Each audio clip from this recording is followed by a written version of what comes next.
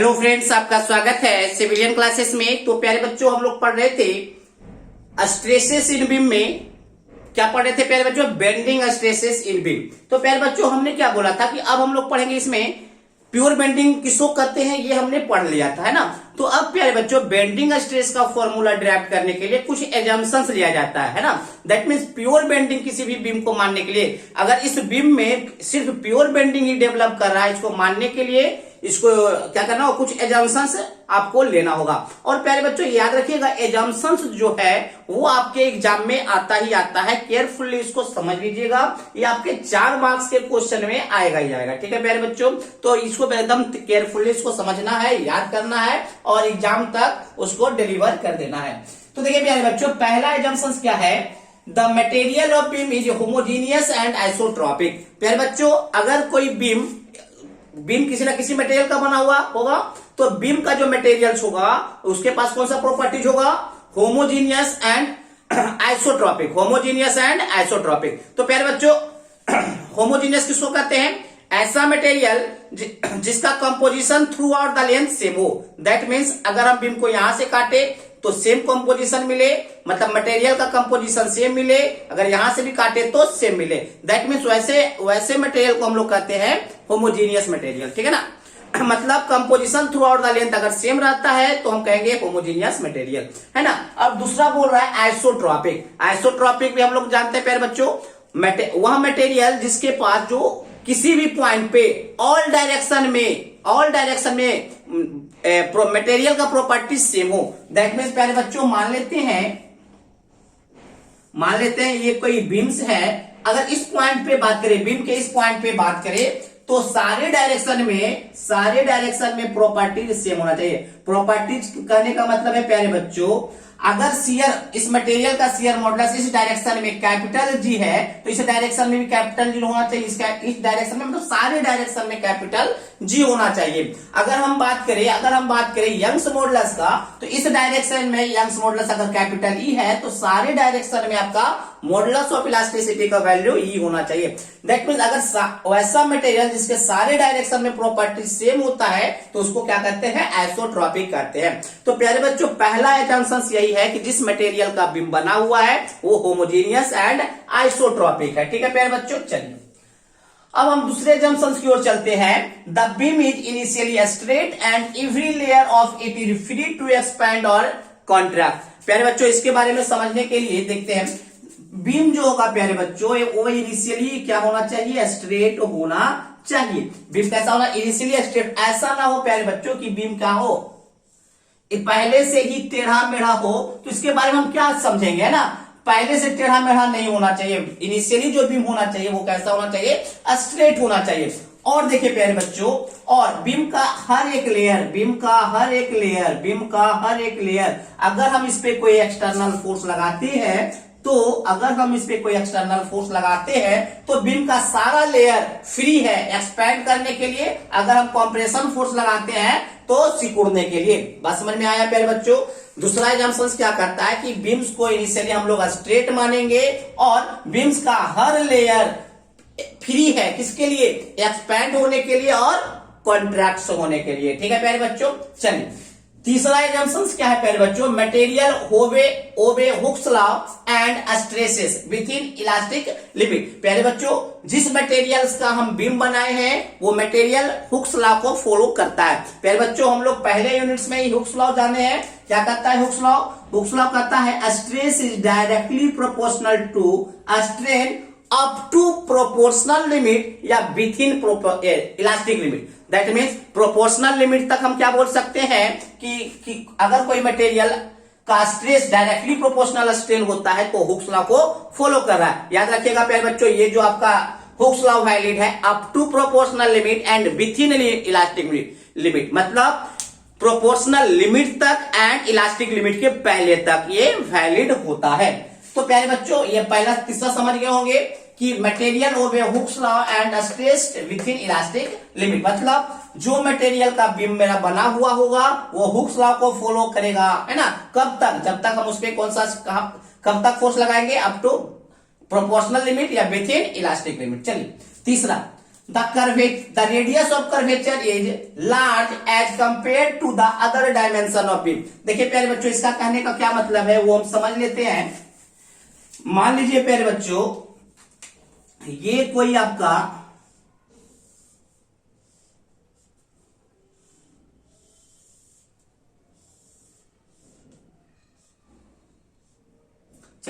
ये कोई आपका क्या प्यारे बच्चों बीम है और इस पे क्या लगाए हैं, लोड लगाए हैं। इस पे क्या लगाए, कोई ट्रांसवर्स लोड लगाए हैं। तो जैसे ही हम इसका ट्रांसवर्स लोड लगाएंगे प्यारे बच्चों, तो ये क्या होगा, डिफ्लेक्ट होगा। ये क्या होगा प्यारे बच्चों, डिफ्लेक्ट होगा। तो जब डिफ्लेक्ट होगा प्यारे बच्चों, तो ये आर्क ऑफ सर्किल बन गया। कैसा बन गया, आर्क ऑफ सर्किल बन गया, और इसका कुछ ना कुछ रेडियस होगा। इसका कुछ ना कुछ रेडियस होगा।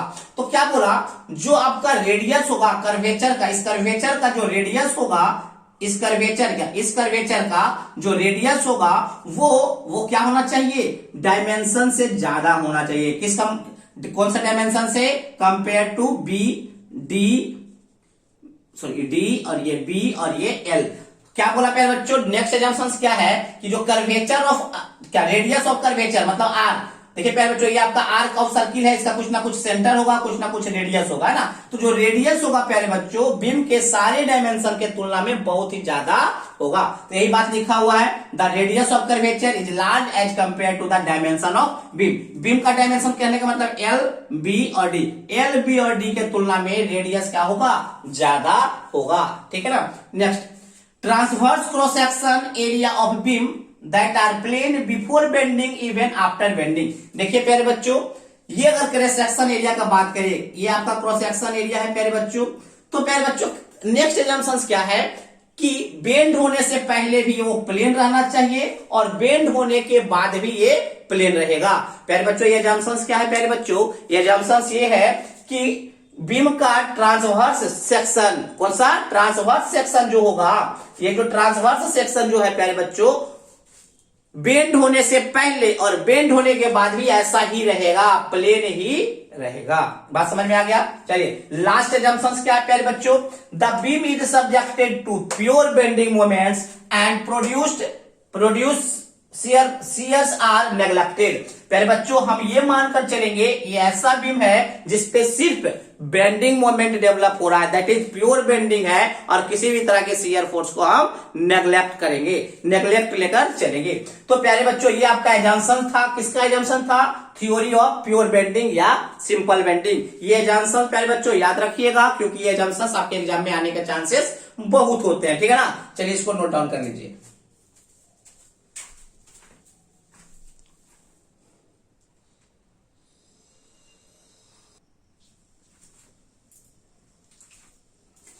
तो प्यारे बच्चों, हम लोग ये देखेंगे किसी भी बीम में, किसी भी क्रॉस सेक्शन एरिया पे या किसी भी लेयर पे कितना बेंडिंग स्ट्रेस डेवलप हो रहा है, कितना उसका रेसिस्टिंग पावर है बेंडिंग मोमेंट को रेसिस्ट करने के लिए, वो किस फॉर्मूला से हम लोग निकालेंगे। तो देखिए प्यारे बच्चों, हम क्या लिख रहे हैं, बेंडिंग स्ट्रेस, ऐसे लिख सकते हैं कि value of bending stress, value of bending stress, value of bending stress develop in a beam is calculated by following formula। ऐसे लिख सकते हैं, calculated by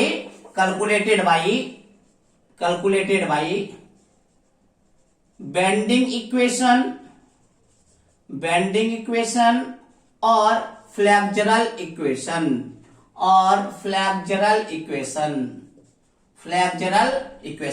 bending equations are,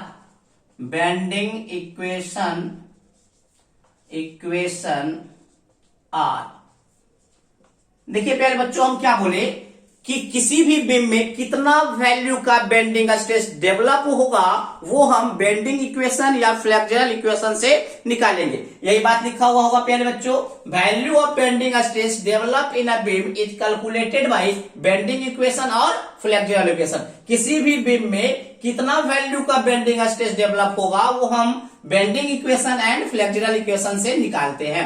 और बेंडिंग इक्वेशंस आर, कौन सा है, देखेंगे फॉर्मूला प्यारे बच्चों। फॉर्मूला है प्यारे बच्चों M/I, is equal to sigma B बटे एम बटे आई बटे सिग्मा बी बटे बाई बराबर ई बाई आर।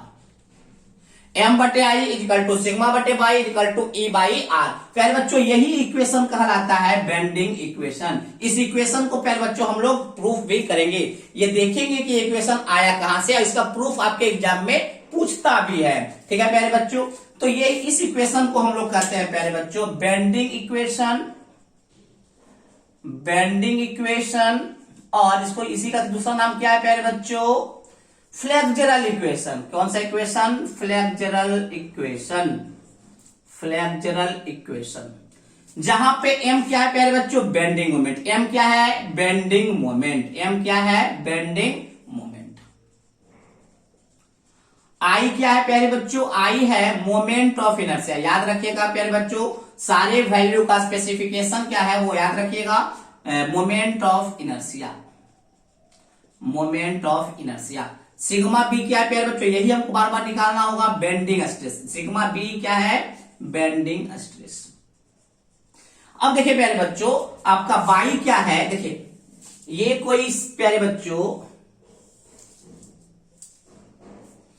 ये प्यारे बच्चों मान लेते हैं ये कोई न्यूट्रल एक्सिस बताएंगे। अब इसके बाद हम न्यूट्रल एक्सिस का डिफिनेशन देंगे, उसके बाद हम इसको प्रूफ करेंगे। न्यूट्रल एक्सिस मान लीजिए अभी फिलहाल ये आपका न्यूट्रल एक्सिस है।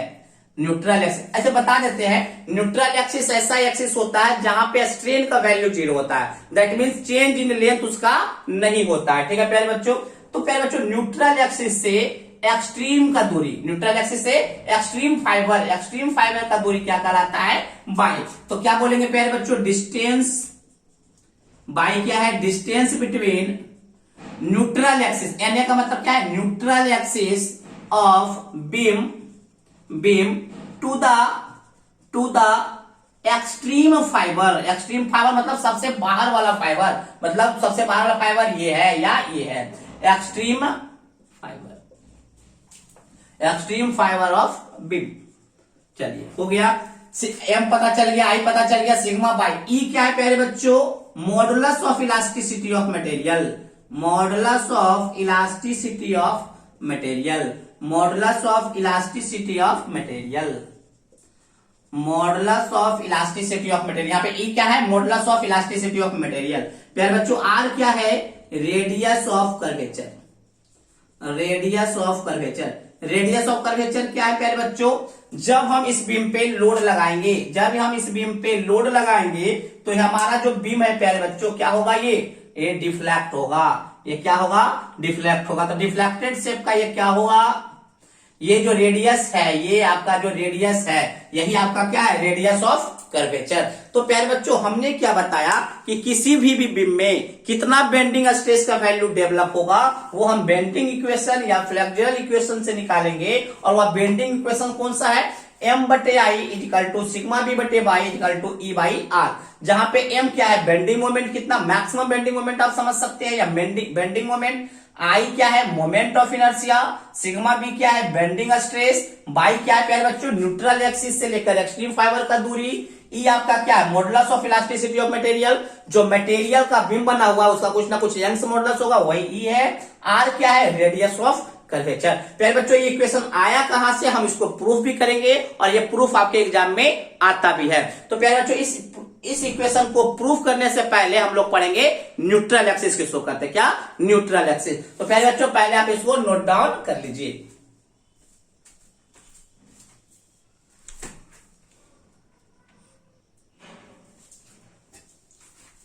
चलिए प्यारे बच्चों हम लोग देखेंगे न्यूट्रल एक्सिस क्या होता है। क्या देखेंगे? Neutral axis. देखिए प्यारे बच्चों बहुत ही आसान डिफिनेशन है न्यूट्रल एक्सिस का।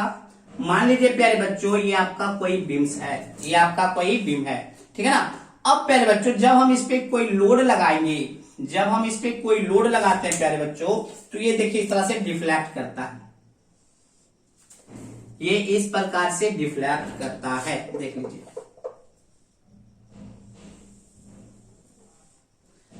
इस प्रकार से प्यारे बच्चों डिफ्लेक्ट करता है,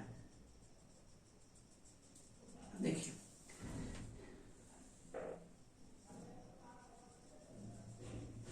मान लेते हैं प्यारे बच्चों शुरू में जो इनिशियल में आपका बीम का जो लेंथ था वो एल था। कितना था? बीम का लेंथ एल था। अब देखिए प्यारे बच्चों, देख रहे होंगे इस बीम पे ट्रांसवर्स लोड के कारण बीम हमारा क्या हो गया, बेंड हो गया।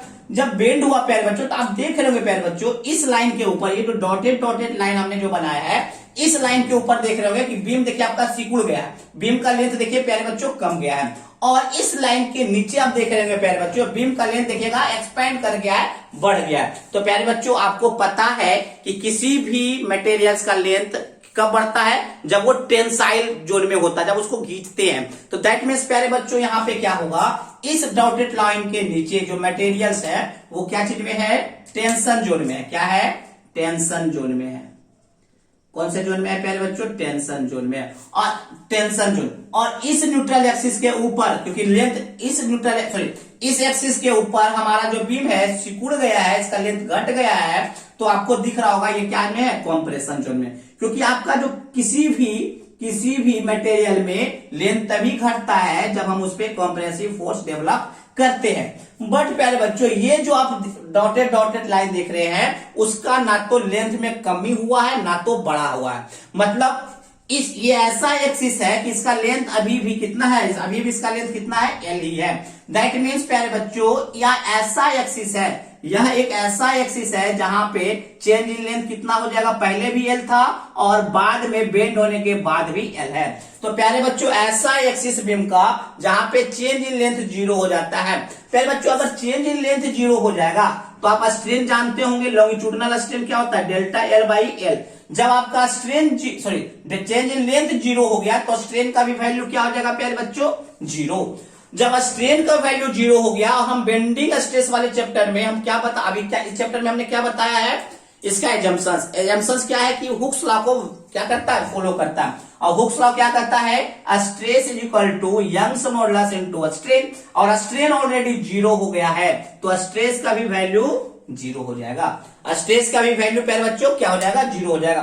तो हम क्या बोलेंगे प्यारे बच्चों, न्यूट्रल एक्सिस बीम का वाई एक्सिस है, न्यूट्रल एक्सिस बीम का वाई एक्सिस है जिसपे चेंज इन लेंथ भी 0 होता है, स्ट्रेन भी 0 होता है और वैल्यू ऑफ स्ट्रेस भी 0 होता है। तो देखिए प्यारे बच्चों हम क्या बोलेंगे, इसका डिफिनेशन हम लोग क्या देंगे, neutral axis is the axis of beam, neutral axis is the axis of beam having change in length having change in length is 0 या ये भी बोल सकते हैं, और स्ट्रेन इज 0। स्ट्रेन का नहीं मतलब लॉन्गिट्यूडिनल स्ट्रेन, याद रखिएगा प्यारे बच्चों, कौन सा, longitudinal strain is 0, longitudinal strain is 0, और लॉन्गिट्यूडिनल स्ट्रेस इज आल्सो 0। प्यारे बच्चों समझ में आ गया होगा कि हमने क्या बोला, बीम का वाई एक्सिस जहां पे चेंज इन लेंथ भी 0 होता है, लॉन्गिट्यूडिनल स्ट्रेन का भी वैल्यू 0 होता है और लॉन्गिट्यूडिनल स्ट्रेस का भी वैल्यू 0 होता है। तो हमने क्या लिखा, न्यूट्रल एक्सिस इज